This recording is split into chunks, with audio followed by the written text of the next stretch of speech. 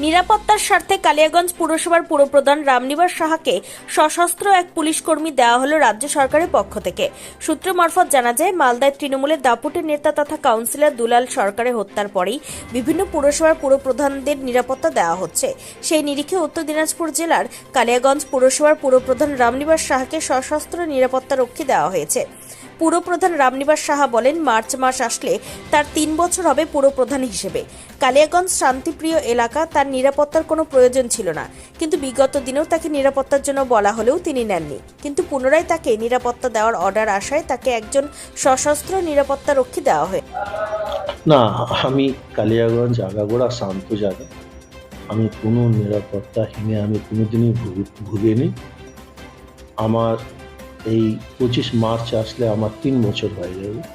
3 বছরের মধ্যে আমাকে 1-2 বার বলা হয়েছে যে আপনি সিকিউরিটি নিয়ে নেন, আমাদের নির্দেশ আছে, কিন্তু আমি নেয়নি। কিন্তু এইবার আমাকে নিতে বাধ্য হয়েছি, আমি নিয়েছি। না, আমার নিরাপত্তা নিয়ে আমার কোনো চিন্তা নেই, কিন্তু সরকারি একটা গাইডলাইন আছে, সেই গাইডলাইন আমাকে মানতে হবে। শোনা যাচ্ছে যে মালদায় একটা ঘটনা ঘটে যাওয়ার পরে তারপর থেকে সিকিউরিটি দেওয়া আছে। হ্যাঁ, সেটা আমারও কানে আসছে। প্রথমে তো আমি নাই করছিলাম, কিন্তু পরে যখন দেখলাম না সরকারের নির্দেশ সিকিউরিটি নিতে হবে, সেই হিসাবে আমি সিকিউরিটিটা একটু নিয়েছি। কজনকে আপনাকে নিরাপত্তা দেওয়া? একজনকেই দেওয়া হচ্ছে, একজন। সূত্র মারফত জানা গিয়েছে, সপ্তাহ খানেক আগে মালদা তৃণমূলের দাপুটের নেতা তথা কাউন্সিলর দুলাল সরকারকে দিনের বেলায় প্রকাশ্যে দিবালোকে খুন করা হয়।